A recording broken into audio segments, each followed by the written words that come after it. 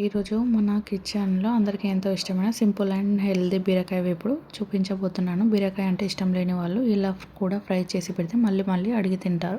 అన్నంలో కలుపుకోవడానికి కాకుండా చపాతీల్లో కూడా ఇది అద్భుతంగా ఉంటుంది. మరి ఈ కమ్మటి బీరకాయ వేపుడు తయారీ ప్రాసెస్ ఏంటో చూసాను. ముందుగా స్టవ్ ఆన్ చేసి ఒక గిన్నె పెట్టుకొని ఆయిల్ అయితే వేసుకోవాలి. ఆయిల్ మంచిగా వేడి కాగానే కొద్దిగంత జీలకర్ర వేసి మంచిగా ఫ్రై అయ్యాక ఆవాలు అయితే వేసుకోవాలి. చిటపటలాడాక ఒక 2-3 పచ్చిమిర్చి, ఒక పెద్ద సైజ్ అయితే ఆనియన్ వేసుకొని మంచిగా ఫ్రై చేసుకోవాలి. ఉల్లిగడ్డ, పచ్చిమిర్చి అయితే కొద్దిగా కలర్ చేంజ్ అయ్యే వరకు అయితే మంచిగా వేయించుకోవాలి. అప్పుడే టేస్ట్ బాగుంటుంది. ఇలా మంచిగా ఫ్రై చేసుకున్నాక ఇందులో ఒక హాఫ్ స్పూన్ అయితే అల్లం వెల్లుల్లి పేస్ట్ వేసి మంచిగా పచ్చివాసన పోయే వరకు అయితే మంచిగా వేయించుకోవాలి. బీరకాయలు ఎంత లేతగా ఉంటే వేపుడు అంత రుచిగా ఉంటుంది. ముక్కలు కోసే ముందు ఒకసారి చేదు ఉందో లేదో చూసుకోవడం మర్చిపోకండి. ఇందులోనే కొద్దిగంత పసుపు వేసి మంచిగా పచ్చివాసన పోయేంత వరకు వేయించుకోండి. ఇప్పుడైతే బీరకాయల ముక్కలు అయితే వేసుకోవాలి. బీరకాయల్లో న్యాచురల్గా వాటర్ ఎక్కువ ఉంటాయి కాబట్టి ముక్కలు కోసిన తర్వాత వాటిలో నీటిని వేయకండి. కేవలం పైన తొక్క తీయక ముందే కడిగేసుకోండి.